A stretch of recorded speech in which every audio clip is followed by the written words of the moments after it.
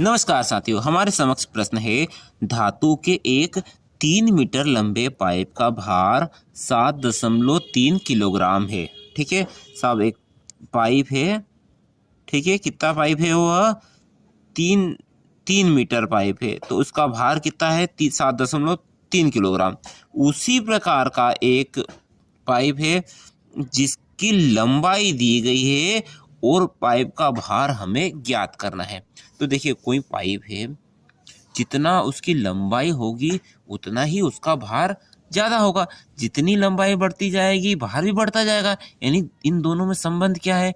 यदि लंबाई बढ़ेगी तो भार भी बढ़ेगा। तो इस प्रकार का संबंध क्या है? अनुक्रमानुपाती है। ये एक को बढ़ाएंगे तो दूसरे अपने आप ही बढ़ेगा। जैसे लंबाई बढ़ाएंगे तो भार भी बढ़ेगा। तो चलिए हल कर लेते हैं। हल तो पाइप का भार ज्ञात करना है, तो इसे मान लेते हैं। माना पाइप का भार, माना पाइप का भार x किलोग्राम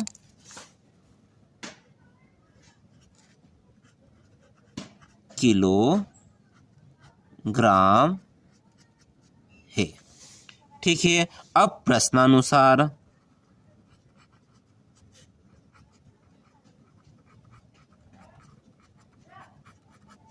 जैसा प्रश्न कहे वैसे करें। पाइप की लंबाई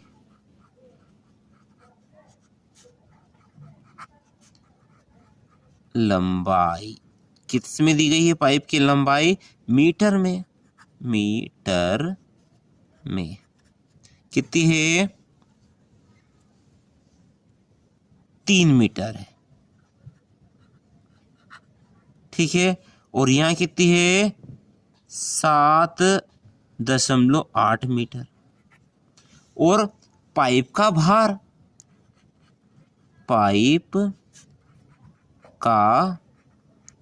वह किस में है? वह भी किलोग्राम में। यदि 3 मीटर लंबा है तो भार कितना है उसका? 7.3 किलोग्राम। और 7.8 मीटर लंबा पाइप है तो भार कितना है नहीं पता, उसे हमने मान लिया है x। ठीक है, इसे हम बंद कर देते हैं। बस प्रश्न में यही चीजें दी गई, जो चीजें दी गई है उसको हमने एक सारणी के रूप में व्यक्त कर लिया है। ठीक है, यदि इसकी लंबाई 3 मीटर है तो भार रहेगा 7.3 किलोग्राम। यदि 7.8 मीटर इसकी लंबाई है तो भार कितना रहेगा, यही पता करना है। अब इस प्रकार का संबंध कैसा है? यह अनुक्रमानुपाती है। अनुक्रमानुपाती कैसे? यदि इसकी लंबाई बढ़ाएंगे हम तो भार भी बढ़ेगा।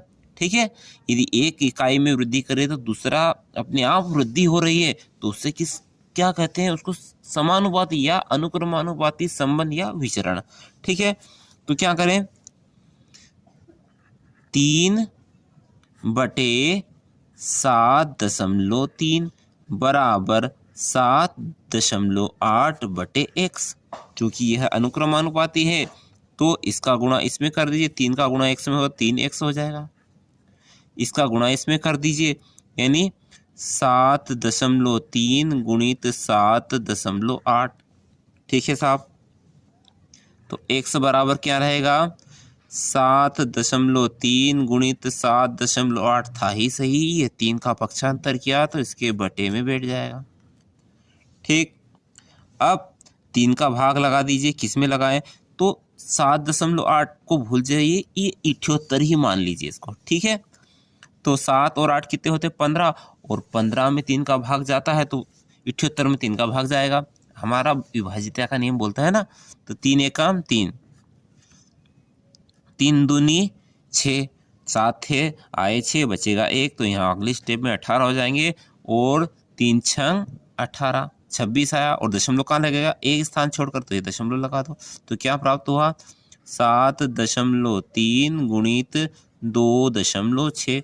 और नीचे 1 है, लिखने की आवश्यकता नहीं है। ठीक है, अब इनका गुणा करोगे ना तो आपको प्राप्त क्या होगा?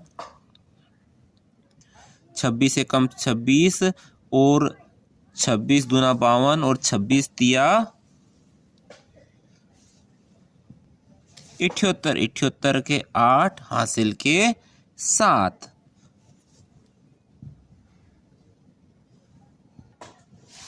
और 26 तिया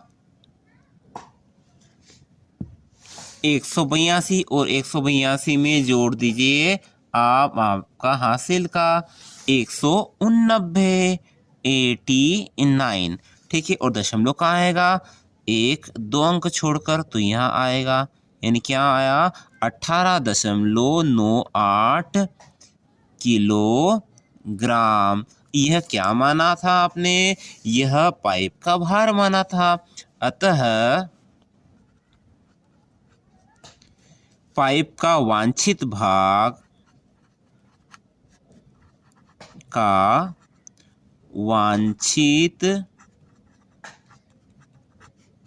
भार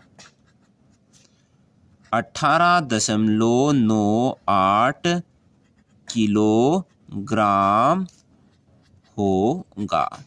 आशा करता हूँ, उम्मीद करता हूँ उक्त प्रश्न आपको समझ में आया होगा। वीडियो यहाँ तक देखा है, अच्छा लगा है तो लाइक करके जाएं, चैनल पर नए हो तो सब्सक्राइब अवश्य करें। अगले वीडियो तक जय हिंद, जय भारत, वंदे मातरम।